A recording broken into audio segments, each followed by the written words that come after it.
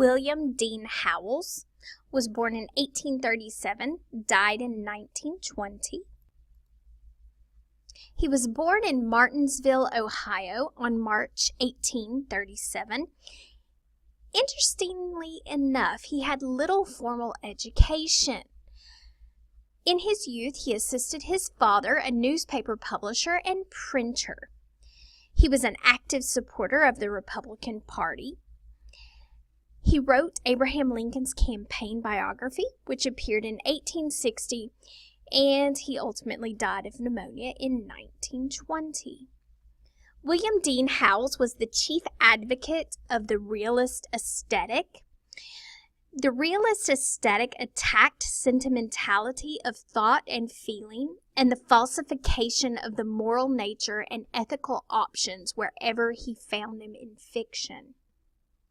He believed that realism is nothing more and nothing less than the truthful treatment of material. Characters in Howells' novels were representative, that is, composites of the sort of people readers thought they already knew. People without fame or huge fortunes, without startling accomplishments or immense abilities. Howells was interested in every man, the everyday, working, blue-collar individual.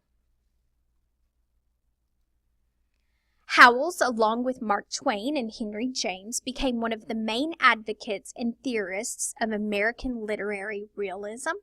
This was a style of writing that reacted against the previous Romantic era's perceived literary excesses.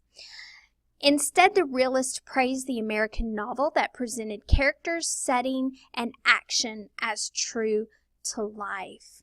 Howells eventually became known as the Dean of American Letters, and today is considered the father of American literary realism. We are about to read Editha. In Howells' famous short story, Editha, we explore a young woman's patriotic impulses in contrast to the reality of war.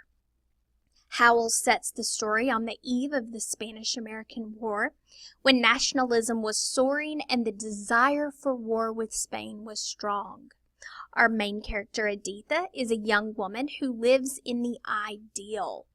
She is caught up in the patriotic fervor, taking her understanding of the heroic from romantic ideas that glorify war. She insists her fiancé George enlist in the army, imagining him as a heroic warrior leaving to fight for her.